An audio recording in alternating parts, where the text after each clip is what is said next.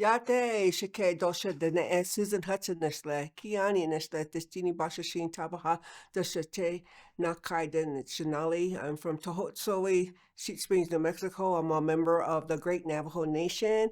I talk to you in my traditional language and I introduce myself, and that's how we know who we are. And so now I'm going to switch to a language that you guys can understand, Anglo-Saxon. So, good morning, everybody. My name is Susan Hudson. I'm from Sheep Springs, New Mexico, and I am a 2024 National Endowment of the Heritage Fellow. And I also have a plaque from the Senate, a National Treasure. But what I have right here is the quilts, and I want to thank the Millicent Museum for allowing my quilts to be here and allowing the voices of my ancestors, and especially my mother's voice, to be heard. It was really important for me. I've been sewing since I was 9 years old, and my mother went to toilet and boarding school where she went through a lot of brutalization and a lot of horrific things happened to her. And when I was 9, we grew up really, really poor. So when I was 9, she taught me how to sew. And what I did right here is I transitioned from making star quilts, to make money because, I had children and, kids like to eat, and then they grow out of the clothes and their feet get big, and I had to do something in order to make extra money. So at the time, I knew who's now known as former Senator Ben Nighthorse Campbell. When before he became a congressman and senator, he his we knew each other, and I would make quilts for him and for giveaways. So that's how I made some of my money. And in 2010, him and I had a very interesting conversation, and he told me my quilts were boring. So after a few couple of words and being not happy, we sat down and we started talking. And he's the one that planted the seed in my brain that what I was dreaming and what I was seeing and what I was hearing ever since I was little, to put it into an art form. And I always liked the ideals of ledger art, because in the ledger art, stories are being told. And I can relate to that because I had a lot of stories, because my great grandmother was still alive and she was born in the 1800s and I was born in 1900s. And um, I knew when I was little, when she would talk in Navajo to me a lot. And she always told me that and I'm just going to put it in another way because it's a long explanation of Navajo, that I'm the link to the past, I'm here in the present, and I'm going to be the link to the future. And when you're little, you don't understand that. But now that I'm older, at my age, I understand what she's talking about.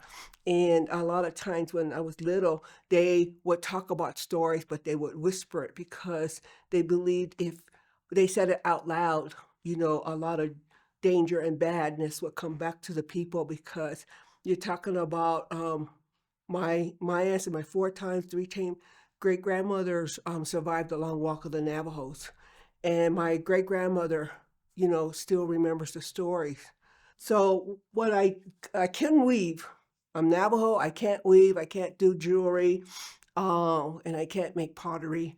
When I was little, my great grandmother, she would get all us girls and card the wool and everything, and I was the only one out of the whole bunch. She would tell me, go outside and play. That's how bad I was. But one thing I can do is sew.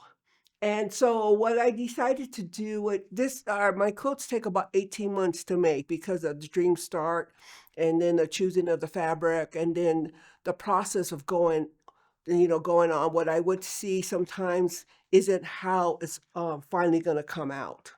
And so I do a lot of prayers and a lot of, asking for help, and they help me along the way. And so this is the very first quilt that I made, and it's the historical, ledger. And the reason why I said that, because, well, in Navajo way, we have our clan system. And so we're descendants from changing woman in our creation stories. And then other people have their family trees. Unfortunately, us as indigenous people, we have to prove who we are by, certificate of Indian blood or tribal IDs. So I said, okay, this is what I'm going to do. So right here is my family tree, all the way from Nabano, all the way to the first known Navajo weaver that was documented, Hostine Claw, Mary Ann Foster, some of the well-known weavers. And then, of course, my great grandparents, my grandparents, then my kids, and um, my grandchildren in here. And there's four people that are really important. And right here, this yellow horse right here, I was working with this corporal. He was a Cree Indian. His name was Alfred Morrison. And we always talked, and so I told him, I was going to do a horse for him and his family because he came from a warrior family. And so then he designed the horse, and so I copied the design and I put it on the horse. Now, if you notice, there's a hand there, and and everybody thinks it's for missing a murder, but it's not. It's because that's showing bravery. So that has always been before the missing and murder started. They started acknowledging it. And then I asked him the story about this, and he told me he couldn't tell me because I was a woman. And usually, if someone told me that, then it's on. But with him, I said, okay, I understand. Then, all the guys were like, oh my gosh. But so that's his horse. I don't know the story about it. And then also there was another, my second mother, she's Southern Cheyenne, Phyllis Big Left Hand. I put her name in there because she's the one that helped me lead my road into my traditions into the Southern Cheyenne. And she was there for me and for my children and my mother, and said the prayers and helped me understand the dreams that I was having in order to do these quilts. And then there was another, Ruben Garcia, when I worked for the Marine Corps. He helped me a lot within my job to understand it, and I was able to go forward from there. Um, and then, of course, Ben. I had Ben Nighthorse Campbell sign it, a U.S. Senator from Colorado, because it was really important because he was the one that inspired me to do this. Um, and the horse over there with the stripe, he was in the Air Force, so that one was dedicated to him on that one. And also this one right here with all the stars. So I have all my family right here to prove who I am, but people don't realize there's a day. If you notice, the horses are coming from the night into the day, and then they're changing and heading towards the night.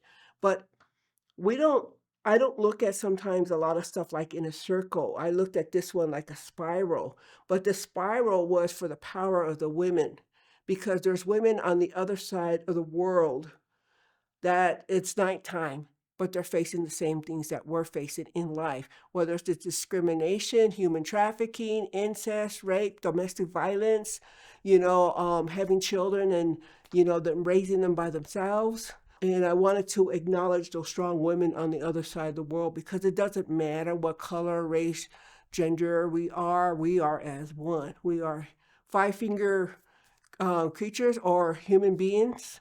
And when we're pushed down so much in life, you either fight or you just go along with the flow. And there's a lot of late women activists all over the world, indigenous ones, and I'm right there with them. So that's what I did on this quilt right here. And I put down the Kia Ani, and you see the lines to make it look like accounting paper, ledger paper. So this is my stars among the Shuka Wakan. Shuka Wakan in Cheyenne means holy dogs. They didn't have a word for a horse. So Ben's the one that named it, because I didn't know what to name it. And so, him and our little conversations, and I showed him as I was going along. We'd have talks, and he would help me out a lot. So that's the story of my Shuka Wakan. First one.